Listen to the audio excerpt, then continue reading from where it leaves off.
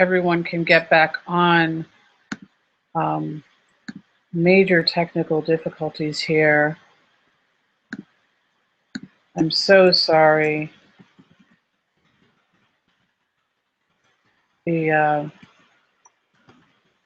modem, I'm not sure if it's, anyway, I've completely changed my way of getting to the internet. And I'm sorry. We will start again in a moment. Hopefully everyone will get a chance to log back in.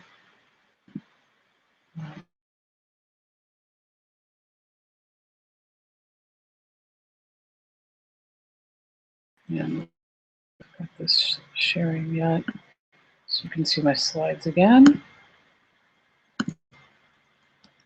There we go.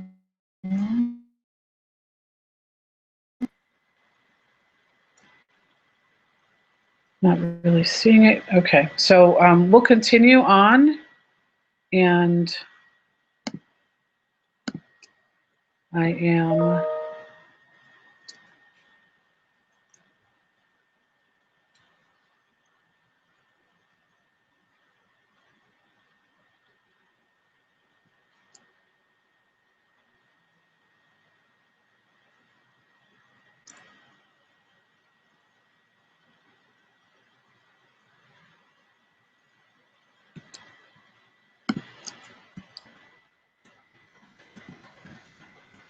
okay, so let's get started again. Hopefully people have had a chance to reconnect. Otherwise, it is being recorded, and we'll see how we get both parts to everyone.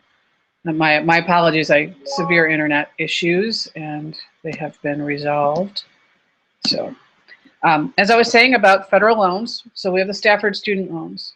Then there are also the parent loans for undergraduate students. These are loans to the parents, and you can take up to the cost of attendance less whatever aid you get. They're at 7.21% interest at the moment, and you start paying them right away. So for some families, this is what they do. And then there's also Perkins student loans. These are, again, loans the student takes. The school gets to determine how much to give out. These are for Pell Grant eligible families, and that student can take additional loan monies. And as I said, every school can parcel it out. So that is something that you can navigate or negotiate, I mean. Then I mentioned before the federal tax credits and deductions. So there are 4 main categories here. You have, let's see.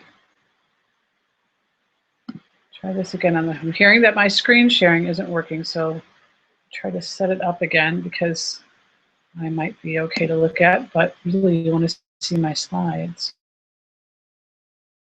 So let's try this again. Thank you for letting me know, Eric. There, it looks like they're showing now, yay. Okay, so I'll go back to the previous one. This is the same one we were on when we disconnected earlier with the loans. So you should have this information. Then we'll continue on. The American Opportunity Credit was recently extended to 2017. It has a maximum of $2,500 per student. 1,000 of it's refundable. You need to have at least $4,000 that you've paid in the qualified education expenses, tuition. The Lifetime Learning Credit, that's a maximum of $2,000 per return. A little bit different criteria. And you have the student loan interest deduction and it adjusts income. The 2 deductions here are both on the front page of the 1040, and they're going to affect your adjusted gross income. And there's a maximum per return. Now remember, when we're dealing with our kids going to college, often there are 2 tax returns in play. We've got mom and dad's, and we've got the student return. So getting more information on all of these is going to be critical to find out which education expenses qualify for which ones and what you can take, and some of them exclude taking others and all of that. And some you can do, you know, one on the parent and a different one on the students. So that's why I let people know about these things. And I was just at a professional development on this. We spent an hour and a half on it. I still need to go over her notes more thoroughly to get a deeper understanding because there was quite a bit of detail involved. But one of the things that she mentioned repeatedly, although she's a tax preparer, was that for those people that do the software, there's a way to maximize the amount to fine tune the software, and it gives you options to do that. And the software, in her experience, is set up to get you the maximum credit possible, savings possible on your taxes. So sometimes we don't trust the software, but in this particular case, I think they've got it set up right based on what my colleague is telling me. Then we also have state programs. As I recall, it's about 4% of the pie. So we've got state grant programs. Some states have work study. Some states have prepaid tuition programs. Now that's considered a resource. So those dollars are going to reduce your financial aid dollar for dollar. And then you've got state savings, college savings plans. And depending on how those set up, they might be considered a student asset and increase your EFC on that side. Then we have that institutional aid. It's between 18 and 19%. It comes from endowments, donations mostly from the alumni. Now what? Okay. Mostly comes from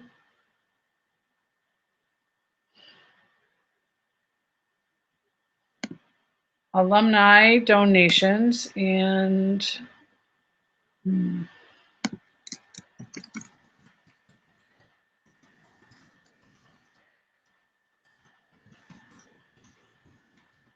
sorry, I'm seeing that there are some difficulties hearing me.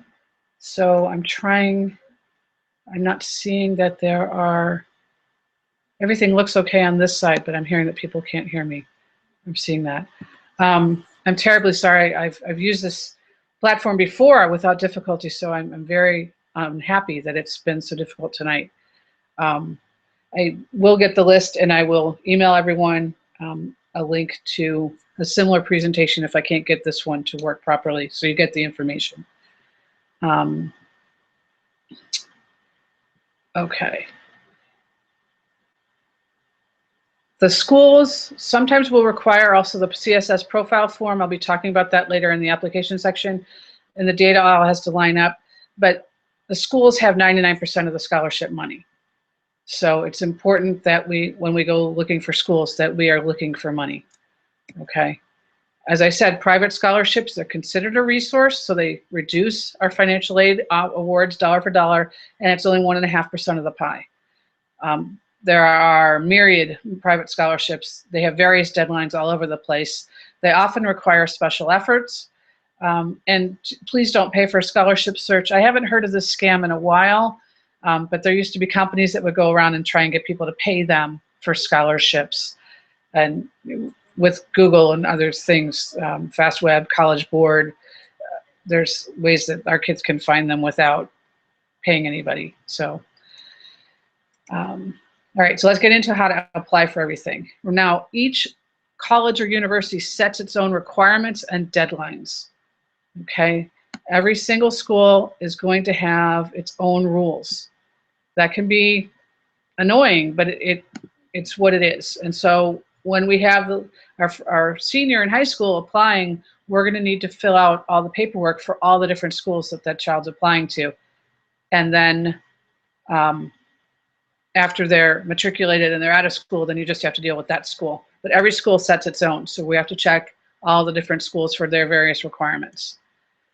Almost everybody requires the FAFSA, which is the free application for federal student aid. It's something we submit to the Department of Education beginning January 1st of the college school year. So in my previous example, I talked about a senior graduating in 2015. Our base year that we're reporting on is 2014 for income. We cannot start to submit the FAFSA form, which is an online process, until January 1st of 2015. The deadlines are anywhere from February 1st to April 1st for the FAFSA form. If you don't file it, you can't appeal. There's also an IRS data retrieval tool that they want everybody to use.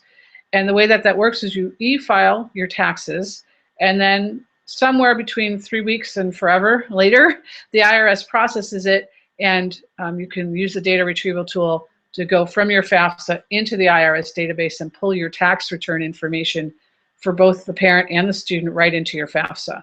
And that way the schools know it's confirmed from your FAFSA. It is April at this point, and I have been using this tool every other day for a very long time for 3 different clients still this year that still cannot verify. And this happened last year as well, that certain returns were held, certain forms were held back by the IRS. But that is what it is. The schools know it happens too. But the FAFSA form is the big one that we need to do. Then some of our schools are also going to ask for the CSS Profile form. CSS stands for College Scholarship Search. And it's a division actually of the College Board, the SAT people. So it functions the same way as the SAT. You pay a fee to do the form, and you pay a fee for every school you send it to. And I liken the FAFSA to getting your teeth cleaned and the profile to getting a root canal, because it asks so many more in-depth questions. And when you get done with it, just like the SAT, you'll say it goes to these schools, however many schools it's going to go to. You finish the standard form, then they can have additional questions by school. And so sometimes it's 8 hours to fill out the form, and it may be another 2 or 3 as you look up things for these additional questions that you don't even see till you've finished the whole basic form. And then some schools will also ask for IDoc, which is a document transfer service.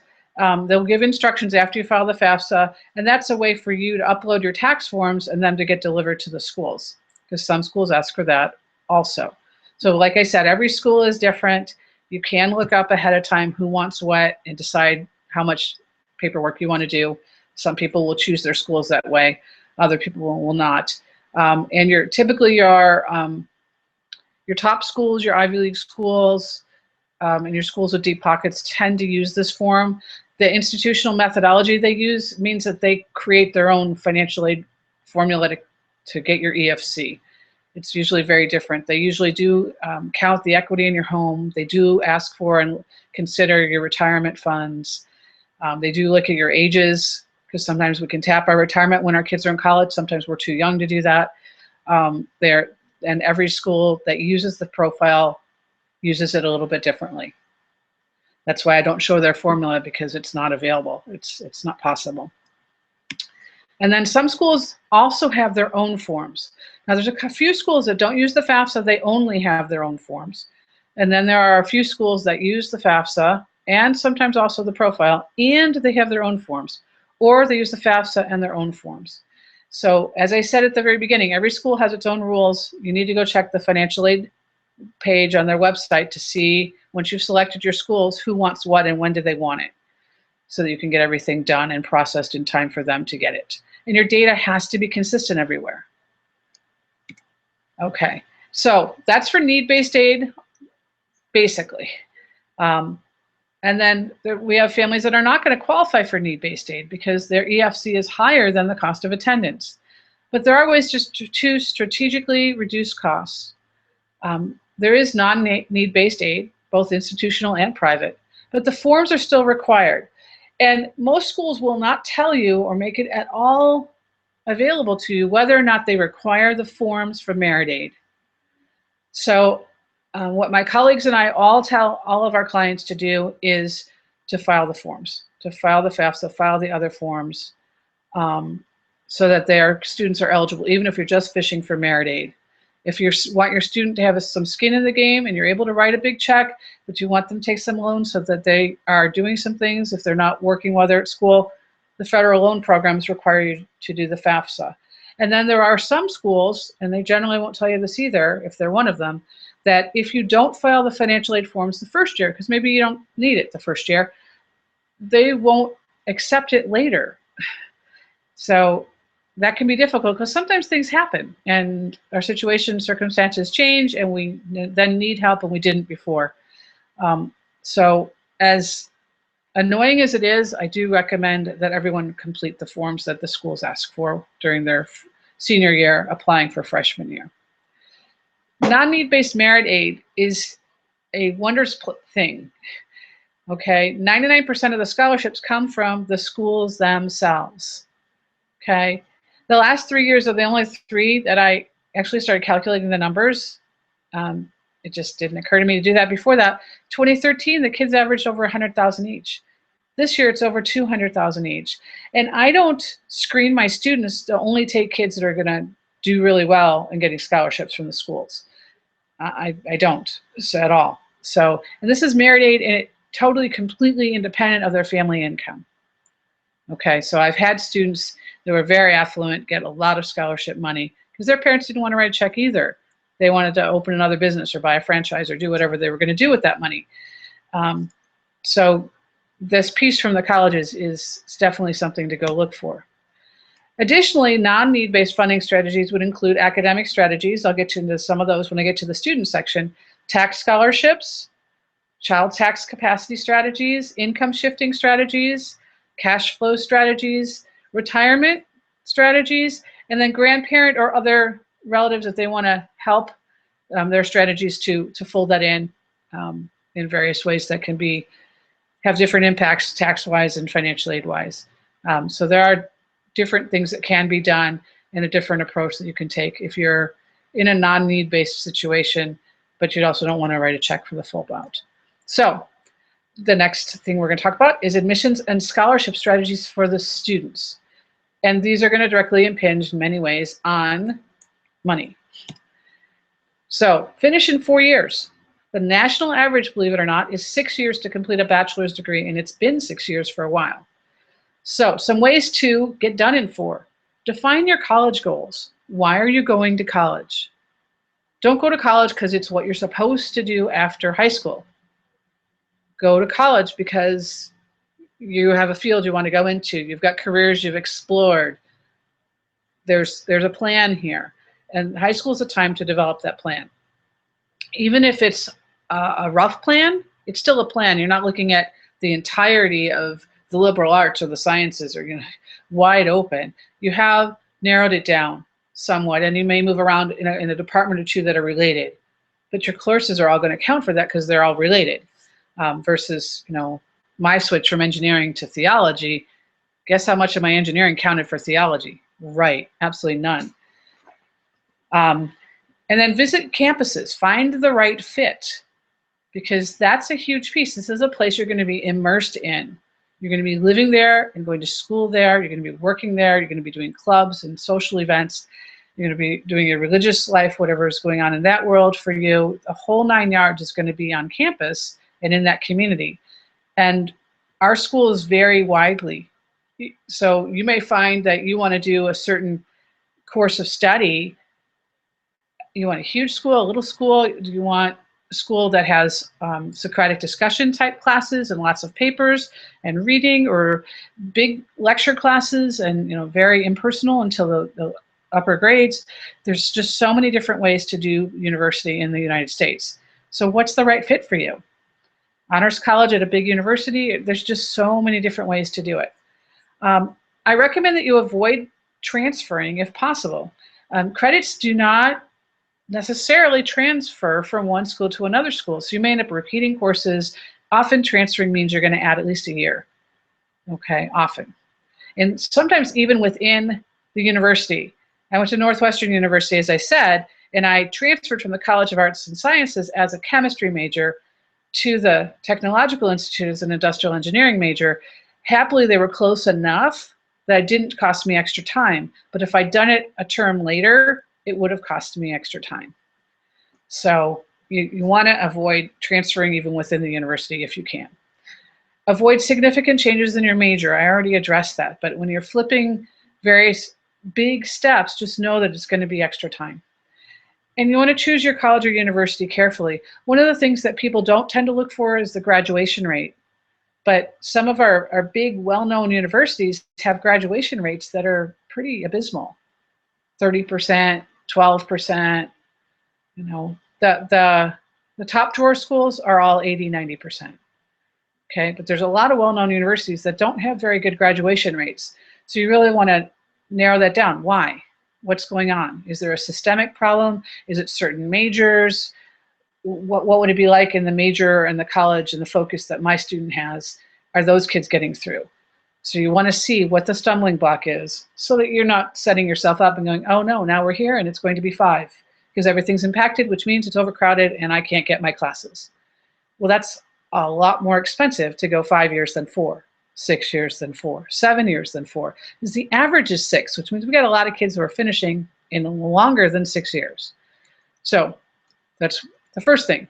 Secondly, become an amazing candidate for admissions and lower your college costs. There's some things you can do that have a double impact.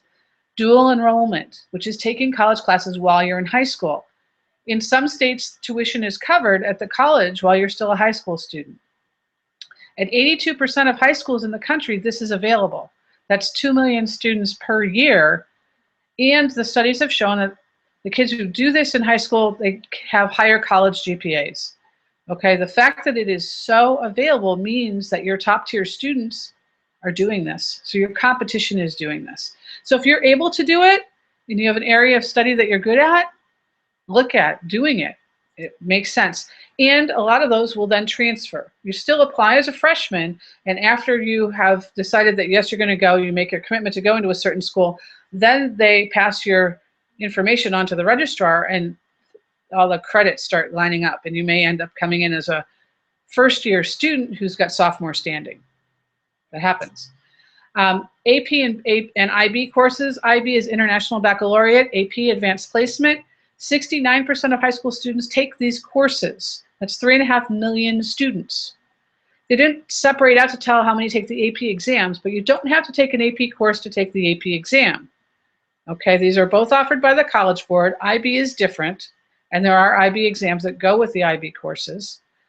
And remember, a course and an exam show different things. A course is what I'm consistently doing day in and day out, week after week after week. How am I performing over time? An exam is a spot check. And so they're telling the colleges different things. Which one's more important? Really, the coursework. Because day in, day out, showing up, doing the work, being on top of the reading and the problem sets and all of that stuff is what they need to see for you to do well in the college. And the more difficult the university is to get into, the more that's going to be important. Do they want to see stellar scores? Absolutely, because they want to see both. The GPA is edging out a little bit, and especially as the tests are changing, the GPA is getting weighted more and more heavily. Lastly, I want to talk about CLEP exams. A lot of people have not heard of them. They're college level by examination. And they started with the military. They were called Dante. Now they're called CLEP. It's still a division of the College Board. So if you go to the collegeboard.org website and search for CLEP, you will find that there are 30, I believe, CLEP subjects that you can CLEP. And CLEPs are available all year round. So you can go in and look and see where they're available near you and take them anytime. So you can take it for a summer course. If you're homeschooling, you can take it to validate your transcript that this work that you did was at a high level, et cetera, et cetera. And like APs, many colleges will take them and translate them into credits. Okay? And the exams both cost. The AP exams are only offered in May. There's a very rigid, nationally imposed by the College Board schedule. So everybody who takes AP US History takes it the same date, the same, if it's morning or afternoon. AP Stats, all of them, it's March through. But the CLEP are available every month. You can take it anytime, all year round. Okay, early tests. These are helpful in a couple different ways. Now, the PSAT is totally changing. So what you're seeing on this screen is something you've not seen before. They're splitting from having the PSAT, which you could take sophomore and junior year, same test. Now it is redesigned in line with the Common Core starting in October 2015, and there are 3 levels of it. The PSAT 8-9 for 8th and 9th graders, PSAT 10 covers a little bit more, that's for sophomores, and then the PSAT NMSQT, which is the National Merit Scholarship Qualifying Test, taken junior year. The top 10% of the students in each state are National Merit semifinalists. There's a little bit more they need to do to be National Merit finalists. And they can get a lot of money, they can get a little money. I've seen everything from $0 to $91,000 for National Merit finalists. Depends on the universities. Okay, and then on the ACT side, they've changed their Explore and Plan tests, and they're becoming the Aspire test. It's computer-based. Both the ACT and the SAT are shifting. They'll be delivered on computer sometime in the next few years. They're both rolling that in. But Aspire is their new one. And the advantage of these tests is to help you get used to this kind of testing, especially if you're homeschooled or in a situation where the school doesn't do any kind of standardized testing, because you need to get used to the way they ask questions so that when it counts on the SAT and the ACT, you have it, you understand how to do this, you do it well, you understand the timing and the types of questions and the ways that you get hung up on it and the problems you have, so you've overcome that and all of that. Because the #1 way to do better on these tests is familiarity. So taking the early test is helpful. The ACT has always had a strategy in place to help with the career search kind of piece in your preparation. The PSAT is actually interesting because they're following the old Explore and Plan progression where there's more material every year until you get to the final test. So we'll see as all these changes get implemented what really ends up being done. Okay, also for students, stand out in your field of interest. Besides taking the courses and tests I just told you about, online classes are available. There were 5.5 million students in 2012. Okay, remember that the most was 3.5 million for AP and IB. So they've got a lot more kids taking, or people taking online classes. But the completion rates are lower because the accountability is different than being in a classroom. Not all the colleges will accept them. There's a whole array of online classes, everything from very intensive college courses to looky-loo things that you can just sort of look at and you don't even get a certificate because nobody monitors that you've done it. And then there's MOOCs, which is massive online open courses, and they will allow you to explore topics more deeply. So sometimes even if you're not going to get credit, you can list that you've done this on your resume and you have this extended interest and you've put yourself out. And you can, in your conversation, your essays and whatnot, demonstrate that you have that knowledge, even if you don't have credit for it. Internships and research, same idea. National tests and competition, geography, math, science, spelling, there's a lot of them. Latin tests, piano. You want to stand out. You want your strengths to be demonstrated and documented in your field of interest, whatever it is. You have to prepare for your standardized tests. As I said, the PSAT and National Merit Scholarship Qualifying Test for the juniors, so for our class of 2016 kids, it's changed. It is now available on the College Board website. So if you want to see a sample test and the answers, it's there. And it's very different. I've been working my way through it. It's very different than the previous. So you definitely want to take a look. So far, I'm using completely different strategies to be efficient as I take this test. ACT is junior and senior year. The average is 21. The SAT, junior, senior year right now, the average is around 500, 500, 500. In March 2016, it will be revised. There won't be 2 scores out of 800, and then a whole bunch of sub-scores. So as we get closer to it, we'll definitely have information out about that, but it's going to change significantly. Now, if you're thinking, oh, the ACT is not going Common Core, well, the ACT is always adjusted gradually. And it adjusts both to what the colleges are looking for and what the high schools are offering. And so don't think it's not going Common Core also, because it is. It's just quieter.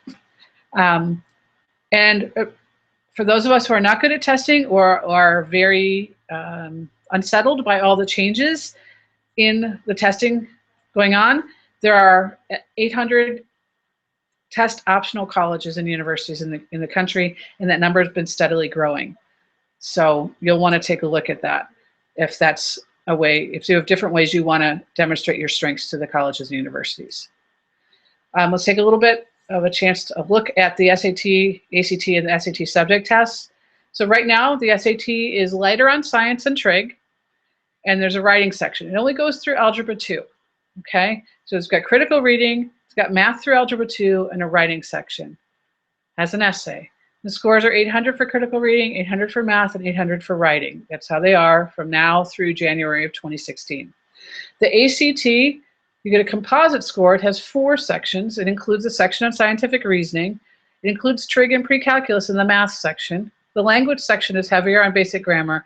The writing section is optional, depending on the college you want to go to. So I suggest you just do it.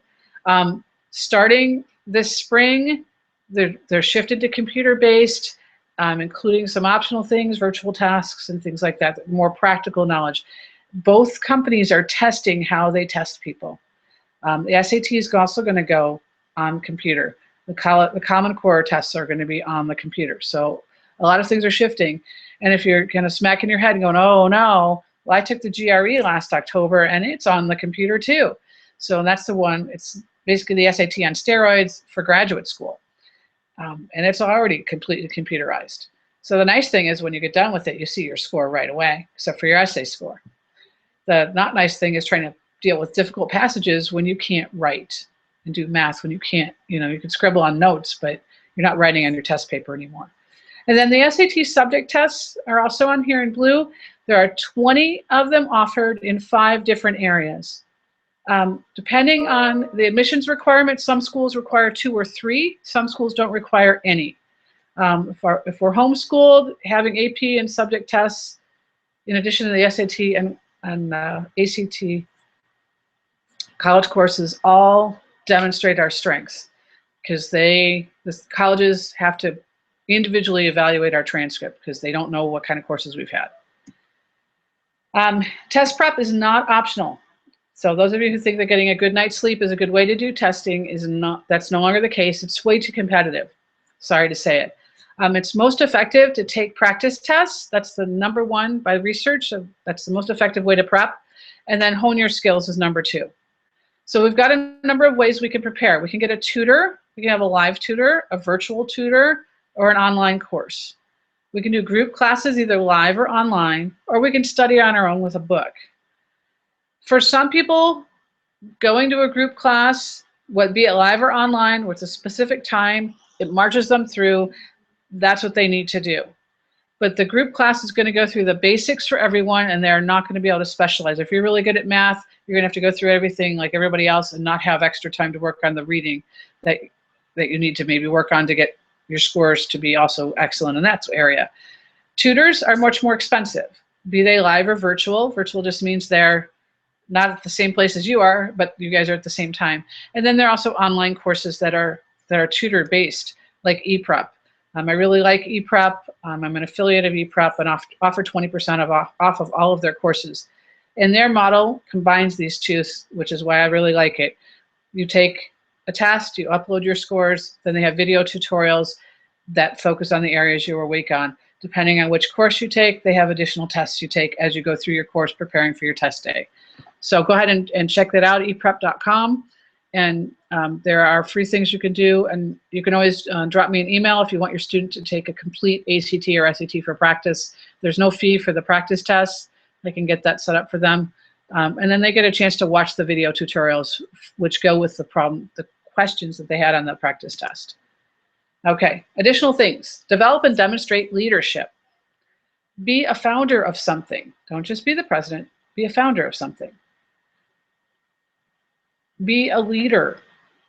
Demonstrate that. Does that mean that you have to run a big club and big meetings and things? No. Some kids, mentoring is more their style. So do it that way. Some kids leading a group, that's what works for them. So whatever makes sense for your student. Get a job. Most kids these days are not working. So having a job, an internship, those kinds of things are developing leadership. You're going against the flow. And especially if it can be something related to what you're doing, that's wonderful. If not, you're saving money and you're growing up, because part of what the colleges are looking for is demonstration that you have the ability to take care of yourself and function on a college campus away from your family and do well in your studies. And then lastly, you want to use your summers. There are an awful lot of summer programs, summer courses that are very helpful, especially they can demonstrate your interest in your area and significant growth. They can be places that you work. They can be a lot of different things. But don't think summertime is just to put your feet up and go to the pool. It's really not. The summer after 8th grade, the summer after freshman year, the summer after sophomore year are huge. Those are your 3 summers to do your college stuff. Why didn't I say the summer after junior year?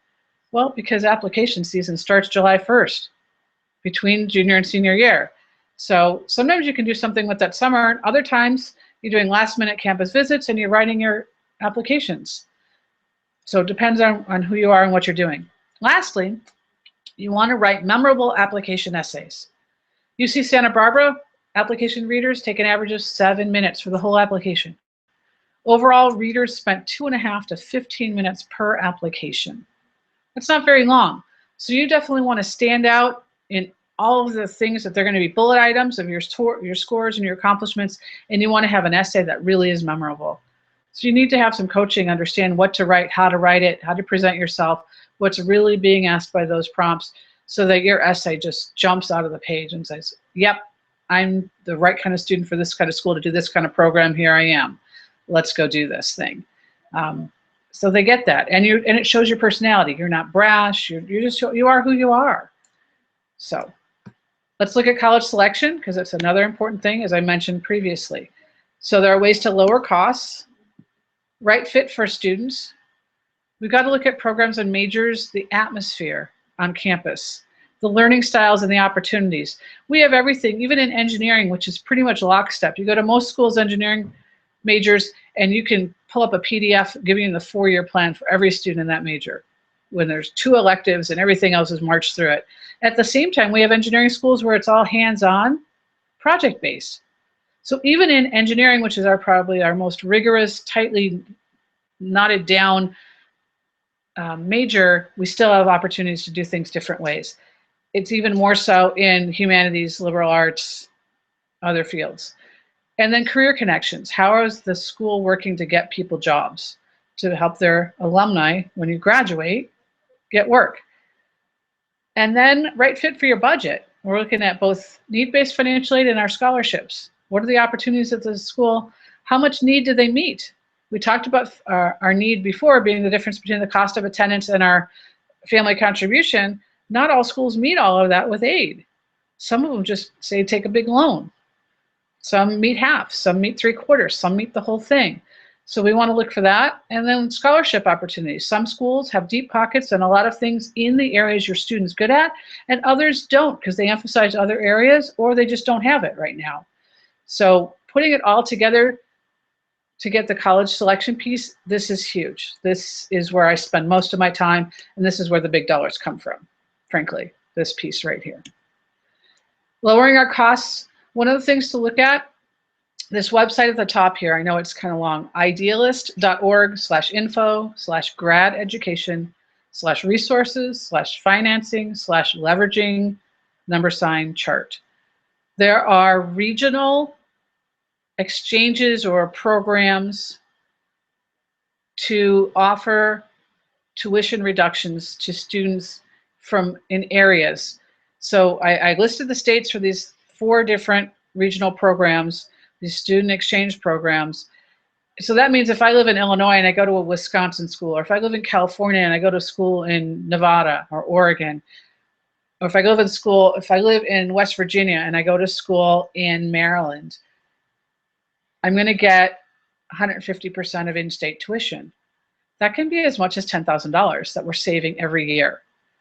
And then there are 5 schools plus the District of Columbia or 5 states plus the district, which are not listed on here because they don't participate.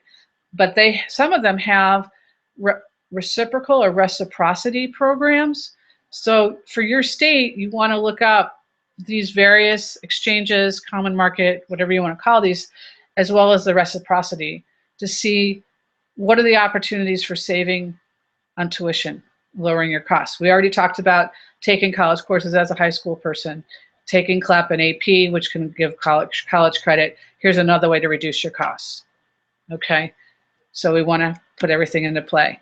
And then I want to give you a couple of examples. So a case study, University of Illinois at Champaign-Urbana versus Northwestern University. These are rival schools, both in Illinois. The cost of attendance at U of I is just shy of 30. So with our sample family, we have an EFC of 5,000. So they need basically 25. At U of I, they meet on average 66% of need with 67% gift aid. Pretty good for a public university. So that means self-help, and self-help in financial aid terms means loans and work study. When I do the math and the calculations, I always consider it all loans, because work study is always nice, but consider it loans. Okay, so that's their split. So the out-of-pocket cost for this family is going to be 13,353, which is the 5,000 EFC plus the unmet need. So the 34% of that $24,568. Okay, so that's your cost of attendance minus your financial aid. So the true cost when we add in the loans to the out-of-pocket cost, so I'm adding the out-of-pocket cost and the loans, we get 18,684. Okay, now we look at Northwestern. Oh my word, it's more than twice as expensive, right? So we're at 63,393. And yes, I'm corny. I did these in the school colors. The same family, EFC is 5,000, so they need 58. A lot of families would stop right there and say, forget it, Northwestern's out. It's too expensive. Nobody's going to give us $58,000 to go to school. We can't do this. But they're a 100% need met school. They give 85% gift aid and 15% self-help. So your out-of-pocket cost is your EFC. Your true cost, adding the loans in, is 13,759. It's less than your actual real cost, both out of pocket and adding the loans back in. They're both less than U of I, even though the cost of attendance is more than twice as much at Northwestern. And this stays true until the family contribution is more than the cost of attendance at University of Illinois. Okay, so if your family can afford to pay, according to the formula, is $30,000, then U of I starts being cheaper. Okay, so for a great deal of us, figuring out the percent need met and how much is gift aid and what our need is and making sure that our EFC is as low as possible, crunching these numbers to get the actual net cost is going to be a big piece of picking our colleges. And then you add in the merit scholarships to it, and that can skew everything in our favor because we're doing our homework. All of this is about doing our homework. Makes a huge difference. So here's another student. She was from California. She wanted to do an art business double major, and she was applying to an out-of-state school. So the way she applied, her cost of attendance was 39. Out of state, was straight out of state. Her program with the two majors was going to be 5 years, so it's going to cost $195,000 to go get her degree. But tweaking her application selections, because the Western WUE, W-U-E, Western Undergraduate Exchange, is only available for certain things in certain ways at this particular university, so you have to look it up. And then so I tweaked her application. She's still going to do the same two majors, still going to get the same degree, but she'll do it under the WUE program. Well, her cost of attendance is now $29,822. So she saved $9,268 a year, a total of $46,340 to get her degree. Cheaper, 46 grand savings, just by understanding how to use the exchange and doing it right. Because there's always fine print and everything, okay? So the college selection and then how you apply can make enormous differences. So let's take a look at the whole thing together and then what kind of help there is. So we're looking for somebody to help our teens set their college goals. Why are they going? What do they want to do when they're there? Find the right schools for them in all the right criteria for them. They may be an athlete, they might want a big school, small school, liberal arts, study abroad, internships, all kinds of opportunities and programs. What is the right combination? So which schools are right for that? And then find the money. That's another piece that goes in. And looking at the family situation, are we looking at non-need-based avenues? Are we looking at need-based avenues? What are we doing on the merit scholarship? So bringing it all together. Do we have outside resources?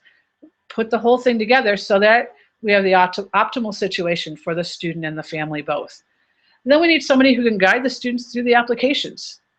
A little bit of a drill sergeant, because it's a lot of moving parts. You're going to do 10 to 12 applications, and they all have different things that they want, different deadlines, and you have to get everything in, et cetera, et cetera. And then after you run that gauntlet, there's the financial aid applications, which mostly the parents are going to do ahead of doing their taxes and getting everything done early and all the rest of that. So somebody to help you with all of that or do it for you. And then evaluate your offers when they come, because they're usually incomplete. And what does it mean? And they like to say, woo, we're giving you lots of money. And they don't say, yeah, but we cost 3 times as much. And so what we're really asking you for a ton of money. Or we're giving you a lot of money and we don't cost much more than that. We're not asking you for much. You need to know. And how can you negotiate what would be the great grounds to negotiate on? How would you go about doing that? All of that kind of thing. So you need somebody to do all these things. So where can we get help? Well, if we go to high school, we've got a counselor. There's the college financial aid offices. Maybe your tax preparer. I'm independent. We could do it myself. Some people will do that. And then there's also this other thing called independent education consultants or college planners. So let's take a look at these. The high school counselor, frankly, they don't have time. The average in the US right now is 471 students for every counselor. Some schools are as bad as 600. The average in California is actually 600 per counselor. Some places are better, but even the best places in the country are still 250 to 1. And they don't have the expertise. What they do is course selection and scheduling, personal and social development. And for a lot of them, that means they're handling IEPs and 504 plans for the special ed kids, which could be some of your best kids in your class. It's not just for the physically and mentally disabled, but it could be the kids with dyslexia or dysgraphia or dyscalculia, which is a math problem, Asperger's, autism. It goes on and on and on. It's pretty broad, but they all have special meetings and research and a lot that takes a huge amount of the counselor's time. They also work with the police and the administration on any disciplinary problems. They host college visits, they have career days, et cetera, et cetera. So there's an awful lot that they do, but then trying to help my particular student figure out what they want to do, which colleges to go to, and how we're going to pay for it, they don't have time for it, and they cannot touch the financial piece at all. That's got a third rail for them. Well, but for most of us, hey, we want to know that part, and we want to figure that out before we're applying and know that we're going to be able to make this and do something that's the right thing for our student. They're just really can't, unfortunately. They do an awful lot for our kids, but this piece is something they really just can't manage more times than not. We could ask the financial aid office, FAO, to do that. You let the schools do it, and you can pay full price. They're not going to do it for you, and they won't do it with you, because their job at the bottom there is to get the most money per student possible in order to fund the college or university to keep the place in business, because colleges and universities are businesses. So while they're getting the most money per student, that's exactly the opposite, right? We're trying to get the most college for the least amount of money. So we're not having the same goals here. And sometimes you'll call and you'll get a student and they're going to give you goofy information. Sometimes you'll get an adult staff member and they're not going to know. Sometimes they won't tell you things. They just have things they just flat out won't tell you. So it can be very difficult to get their help. And some places are really wonderful, but then you call the next time you get somebody else and they don't agree, and then what do you do? We could talk to our CPA or our tax accountant, but the financial aid forms are from the Department of Education, the tax forms are from the IRS, and they're different. And things you can do to minimize your tax bill sometimes will hurt your financial aid a lot. So you're looking at the two together is what really needs to happen. But the CPA has their hands full with all the changes in the IRS regulations and all the things that Congress does the last few days of every year, and then that throws everybody into a frenzy trying to work through tax seasons with the new changes. Sometimes forms aren't even available. And the last 2 seasons, I know of many accountants that had stacks of returns, so to speak, lined up to be e-filed. They just couldn't file until a certain date because the IRS wasn't ready with their software because of the congressional changes that were made at the very last instant in the year. So they're very helpful, but doing this whole college stuff on top of it, not really. I actually have most of the CPAs around here will call me in January, February, March with their questions on FAFSA for their clients, and I'll answer them for them. Some of us want to do things ourselves, which is fine. There's going to be a ton of research. The regulations change a lot. Admissions changes a lot. The tests are changing, as I mentioned. There's a lot of work to be done. It's probably 2 years worth of work for your student initially, 2 to 3, to figure out what they want to do and get through the whole process and evaluate schools. There's a lot. And then you have to be consistent. You need to be assertive. And failing to take charge is going to cost you aid. And it's also going to cause you a lot of stress and heartache and time and effort. It just takes time. And sometimes it's difficult to work with our teenagers and they'll listen to somebody else better. So, and we can't redo it. We can't have, refile our taxes. We can't refile financial aid. We can't refile our college applications. And we can't get our, get it fixed like we could our car. So we have independent education consultants. There's a whole variety of professionals who do this. I am one of them. And many specialize in admissions. A few of us also do financial aid. Most are trained, but not all. And we do continuing education, most of us, but not all. So I actually wrote a book called The Ultimate Guide to Top Quality College Planning. It's available on Amazon.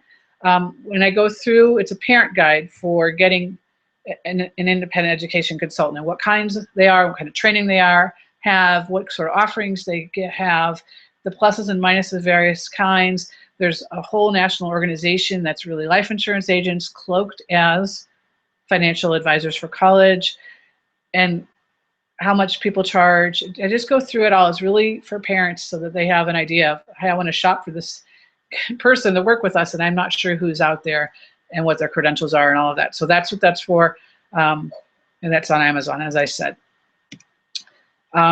If you missed the beginning, quickly about me again. I work from a Catholic perspective, which means I'm student focused.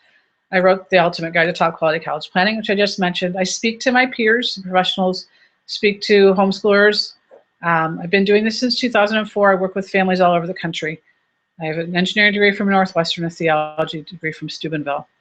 I do it Catholic style. So the main tenets of what I do is prepare the students. Who are they?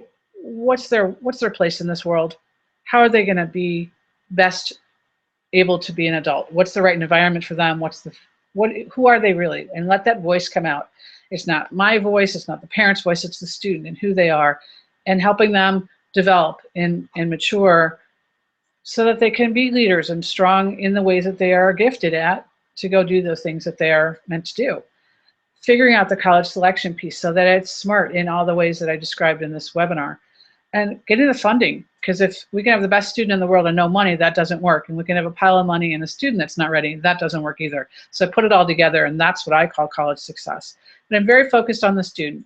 I don't just work with athletes. I don't just work with kids going to Ivy League schools. I don't just work with arts kids or engineers.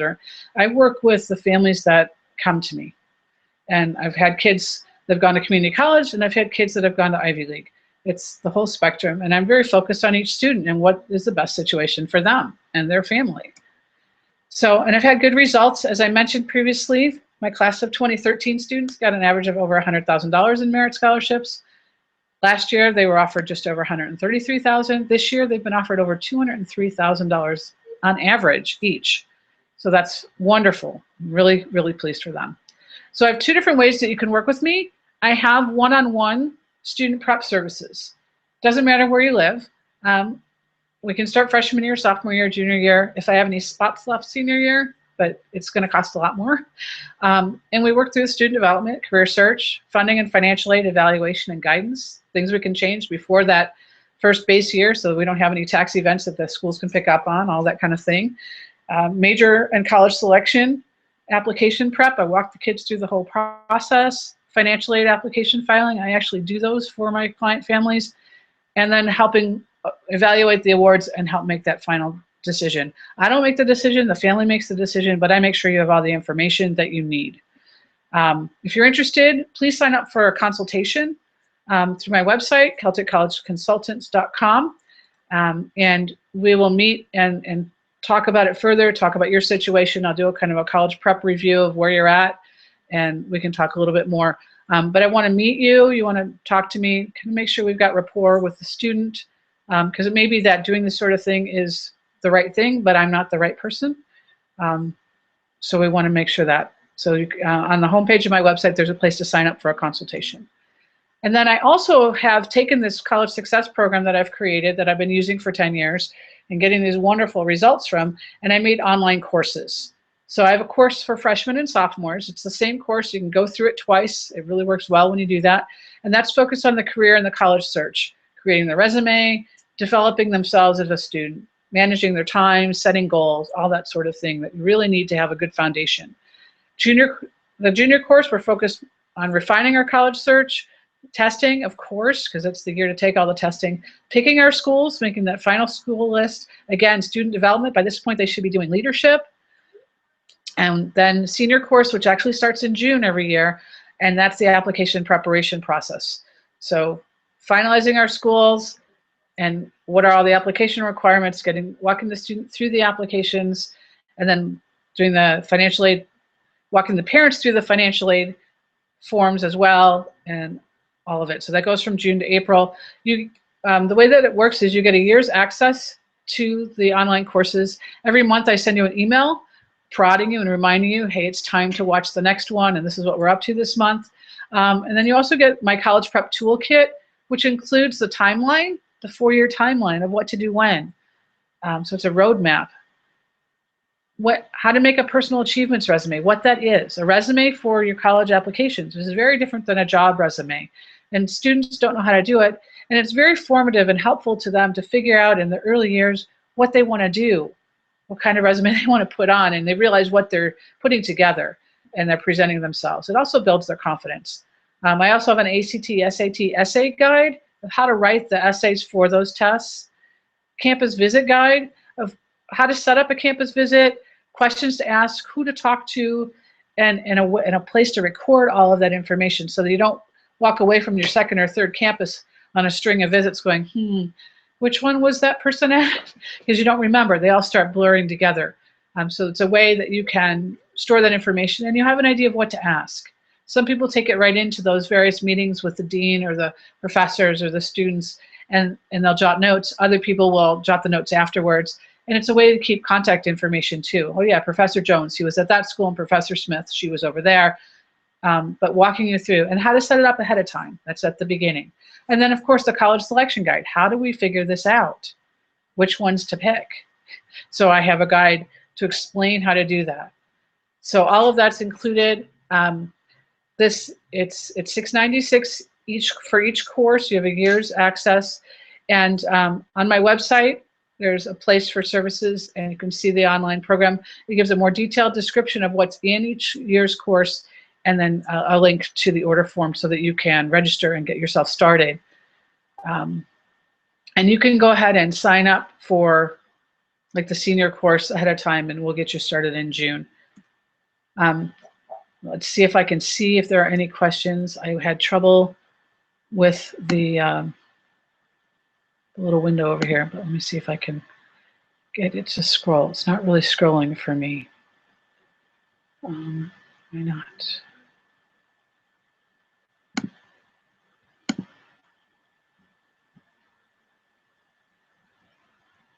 Hi, Lori. Hi, Joyce. Looks like we lost some people. I am not able to see everything. Let's do this. Let's see if that helps. Nope. Shucks, I can't see questions. So if you have questions, please feel free to email me. My email address is kob@celticcollegeconsultants.com. With any of your questions, you can give me a call if you'd like. And I hope that you found this very informative. You'll be receiving an email tomorrow with a link to the recording, and we'll see how that goes with having the interruption in the program tonight. I will work with them to see how we can get both pieces together. Thank you very much for coming, and have a lovely evening. Good night.